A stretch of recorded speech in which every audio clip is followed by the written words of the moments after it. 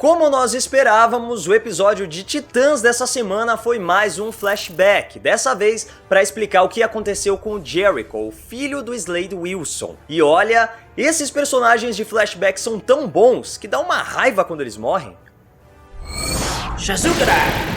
O oitavo episódio de Titãs é intitulado Jericho, e voltamos no tempo mais uma vez para descobrir como Dick Grayson diz ter assassinado o filho do Exterminador. E como a gente esperava, não foi ele quem assassinou Jericho, mas como ele é o líder dos Titãs e foi dele a ideia de usar o garoto para atingir o Slade, ele se considera o responsável pela morte do Jericho. É engraçado porque a gente já tinha visto como essa história começou, como os Titãs tiveram contato com o Exterminador. A Rose já tinha falado do assassinato do irmão dela, então a gente tinha basicamente quase todas as peças desse quebra-cabeça. É claro que faltavam algumas informações cruciais, como o que levou realmente à separação dos Titãs e como foi a morte do Jericho, mas ainda assim foi muito interessante descobrir tudo o que aconteceu nesse episódio. A gente teve toda essa construção em volta de algo que a gente já sabia como começava e como terminava, e ainda assim esse episódio parou a história e conseguiu ser interessante.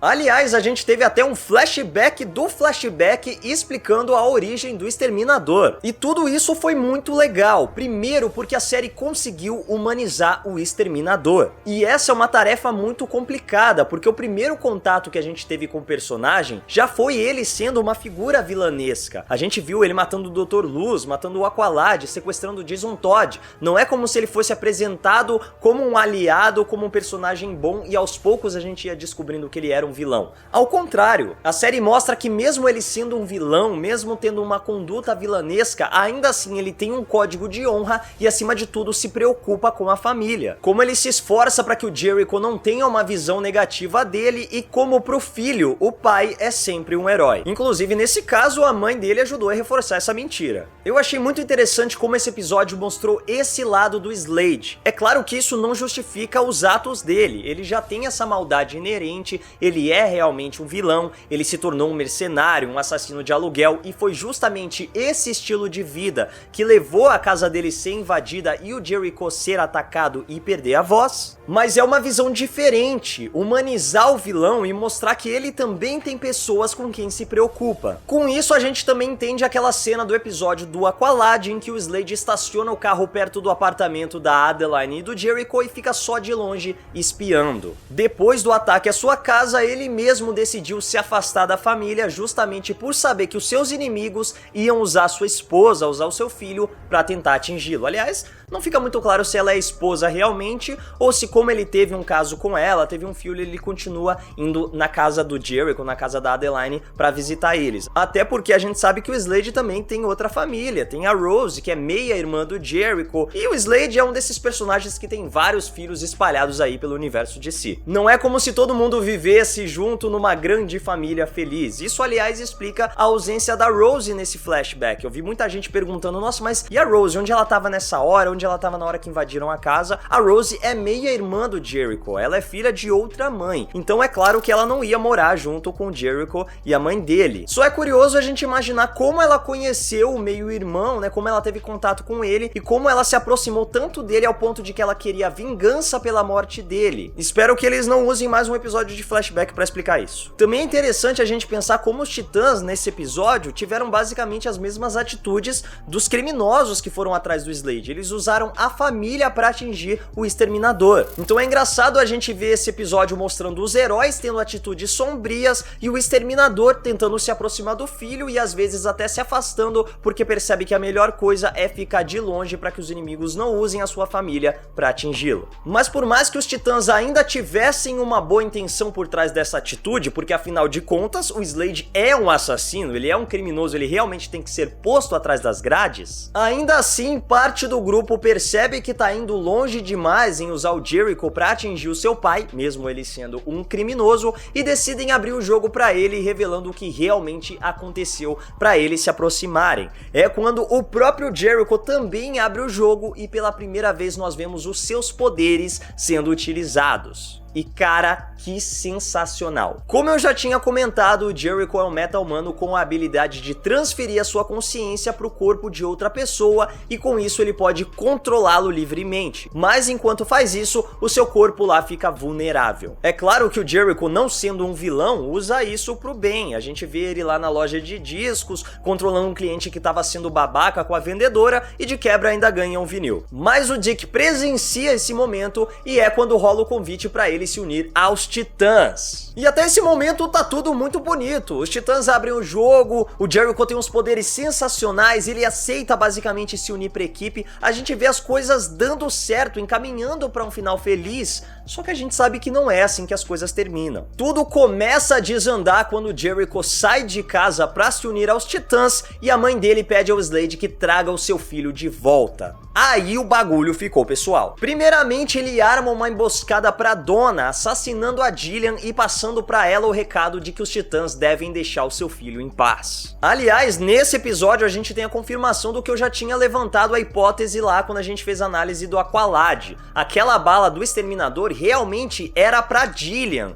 era ela que ele queria matar, só que o Aqualad estava no lugar errado na hora errada e resolveu ser herói na hora em que não podia. Pra mim, isso também explica como ele morreu de maneira tão fácil, afinal de contas, o Exterminador queria matar uma Amazona, então aquela não devia ser uma bala comum. Se a bala era capaz de matar uma Amazona, com certeza ela também mataria um Atlanteano. Agora, por que o Slade foi contratado para assassinar a Jillian? Aí a gente não sabe. De qualquer forma, ele consegue cumprir o seu objetivo e ainda manda um recado para os Titãs, deixando o grupo com mais sede de vingança ainda. Aliás, essa cena da luta da Donna contra o Slade também foi um dos pontos altos do episódio, tanto com relação à luta mesmo, que estava muito bem coreografada, mas também aos efeitos especiais. Então a Donna usando o laço ali para contra-atacar quando o Slade vinha para cima dela, quando ela arremessa o Slade e ele dá uma volta no ar. Sério, os efeitos estavam bem bacanas nessa cena e a gente vê que o Slade realmente tem acesso a armas que conseguem ferir os super seres, porque quando ele corta a Donna, ela olha com uma estranheza. É claro que ela também tá sentindo dor,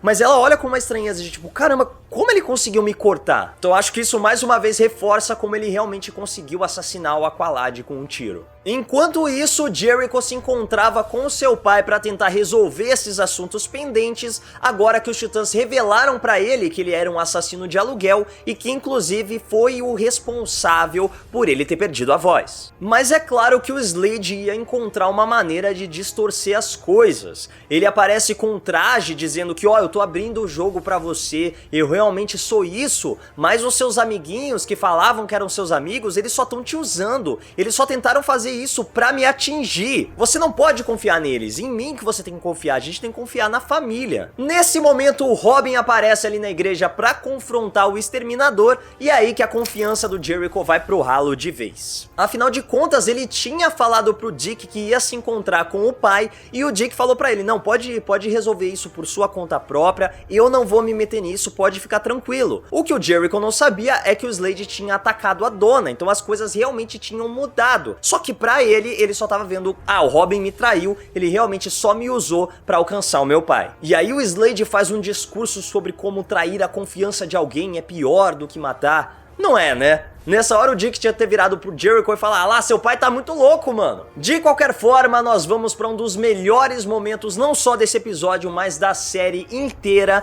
que é a luta entre Robin e Exterminador. E ela realmente foi tudo que a gente esperava que fosse. A gente percebe como os dois personagens querem aquele confronto. O Robin, é claro, pela vingança com o Aqualad e pelo modo como o Exterminador abalou a convivência entre todos os Titãs, e o Slade porque eles estão usando o seu filho pra tentar atingi-lo, que era algo que ele já tinha passado e é algo que ele não ia deixar se repetir mais uma vez. Fora que os Titãs estavam sendo uma pedra no sapato desse mercenário, né? Ele queria só fazer as missões dele em paz e os heróis não deixavam. Olha que coisa ruim. Então é uma luta brutal, ela é crua, ela é muito bem coreografada, eles usam acessórios, o Robin usando a granada de fumaça pra sair dali, o Slade atirando com o seu bastão. Cara, tem muitos momentos incríveis nessa cena. E ela ainda culmina com Jericho se sacrificando pra que o Robin não seja morto pelas mãos do seu próprio pai. Então a gente até consegue entender por que o Dick se considera culpado pela morte do Jericho, porque afinal de contas,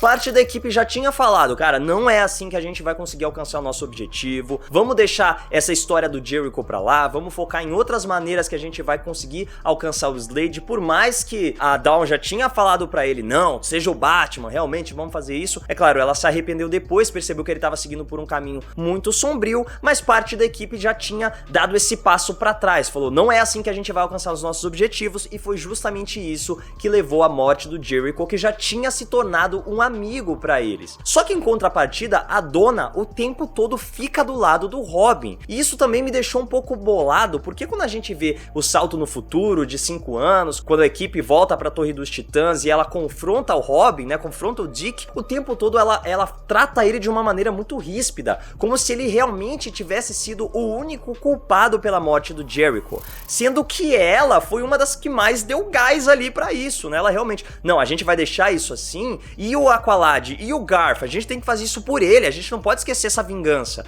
afinal de contas ela também perdeu depois a Jillian, então é claro que ela tinha essa sede de vingança muito maior do que a do próprio Dick, foi ela quem mais sofreu as consequências da morte do Aqualad. Então eu achei meio injusto e até um pouco confuso, depois que a gente para pra ver como as coisas aconteceram, ver como a Donna tratou o Dick, sendo que ela era quem principalmente apoiava esse plano de usar o Jericho. E do outro lado também dá pra gente entender por que o Exterminador tem essa sede de vingança com os Titãs, porque ele ficou tão enfurecido quando viu que o grupo tinha voltado, porque ele tá fazendo de tudo pra acabar com eles, até agindo internamente, o que leva a gente também a questionar. Já tinha muita gente questionando isso nos comentários na semana passada, que o Jericho podia estar vivo e lutando ao lado de seu pai, e era ele que estava controlando um dos Titãs pra fazer toda aquela loucura que a gente viu lá, de plantar as coisas lá que faziam com que os Titãs ficassem abalados, e realmente pode ser, porque a gente não viu o corpo do Jericho no funeral. Se não tem funeral,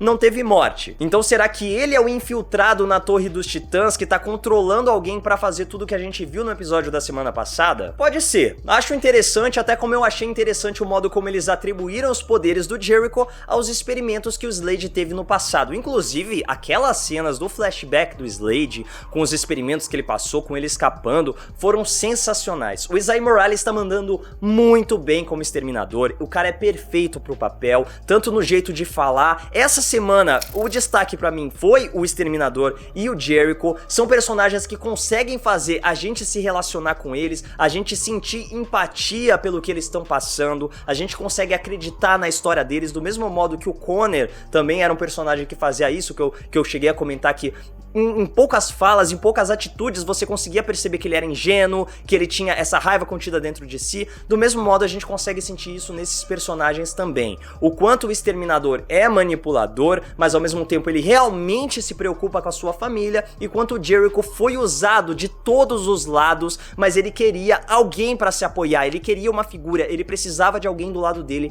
que ele não tinha. Agora resta saber como essa revelação vai impactar o grupo, porque os Titãs antigos realmente já sabiam o que aconteceu, os novos vão ter que lidar com essa nova informação, mas quando a gente para pra pensar, os Titãs realmente usaram o Jericho, mas eles voltaram atrás, eles abriram o jogo pra ele, não é como se ele tivesse morrido sem saber a verdade, por mais que naquele último segundo ele tivesse até pensado que o Dick tinha traído ele, que o Robin veio atrás de mim só pra alcançar o meu pai, ele realmente me usou, mas ainda assim, ele se importava tanto com o Dick que isso valeu a pena ele ficar entre o Dick e o seu pai pra ser morto. Então eu não acho que isso mude muita coisa, principalmente com relação a Rose, né, que a gente até tinha falado na semana passada que ela podia falar, caramba, eu tô no meio das pessoas que realmente mataram o irmão, não foi o meu pai. Não foi o pai dela, ainda mais que a gente viu que o Slade manipulou todas as coisas pra parecer que os Titãs estavam realmente contra o Jericho, e no final das contas o Exterminador era só o Exterminador mesmo, um assassino, um maníaco, um maluco que vai manipular as coisas ao redor dele pra dizer que ele tá certo. Também não sei como essa revelação vai ajudar o Jason Todd, porque ok, o Dick Grayson revelou um grande segredo dele, ele realmente abriu o jogo ali, mas o Jason Todd tá passando por um estresse absurdo e isso não tem nada a ver com o que o Dick tá passando também. Talvez isso tenha a ver com a cura que eu falei que o Robin tem que passar, abandonar o manto de Robin de vez para conseguir se tornar o Asa Noturna. Então aí eu consigo entender que isso é parte do processo, porque só abrir esse segredo assim pra ele, é tipo, o cara tá lá à beira da morte, ele chega assim, não se matarão, porque eu matei um amigo meu. O Jason vai falar, caralho, então eu vou pular antes que você me mate também. Enfim, espero que a partir desse momento o Dick consiga deixar toda essa história pra trás. Vamos lá, vamos titãs, vamos nos reunir ali, vamos fazer um grupo de autoajuda, vamos deixar o passado pra trás e seguir em frente, porque a gente quer ver mais ação nessa temporada. Eu, na verdade, não tô muito incomodado com esses episódios de flashback, porque eu acho que por mais que a gente realmente dê uma pausa na história, os episódios de flashback são bons, a gente tem boas histórias, a gente tem bons momentos, tem grandes cenas, como eu falei, a luta do Robin com o Exterminador pra mim foi a melhor luta que a gente teve em toda a série dos Titãs, então não me incomoda a gente ficar parando na história principal pra voltar no tempo. Só fica com aquela sensação de, será que eles de novo não vão conseguir terminar a história dessa temporada e vai ficar pra uma outra temporada e a gente vai ficar com aquela cara de, ué, mas esse podia ter sido o último episódio. Faltam 5 capítulos pra terminar a segunda temporada de Titãs e eu espero que a partir de agora a gente tenha Titãs de verdade. Supera isso aí, Dick Grayson, ajuda o Jason Todd a superar esse trauma dele, vamos ter mais Ravenna, vamos ter mais Mutano, vamos ter mais a equipe de verdade enfrentando o Slade de vez. E pelo que a gente já viu das imagens vazadas dos bastidores, pelo menos alguma ação com todo mundo reunido ali usando seus trajes a gente vai ter. Só espero que seja logo. Mas e aí, comenta aí embaixo o que você achou desse episódio e aproveita para seguir a Legião dos Heróis nas nossas redes sociais e me segue lá no Instagram também, @MaidannaLH. É isso, Legionários, e que a força esteja com vocês. Os seus poderes sendo usados. Eu não vou gravar de novo. Vou gravar de novo. Teve a ideia. E como como eu já tinha comentado, o Jericho é um meta-humano. Não é, né? Nessa hora o Dick tinha que ter virado pro Jericho e falar... Nessa hora o Dick tinha que ter virado pro Slade... Vou gravar de novo.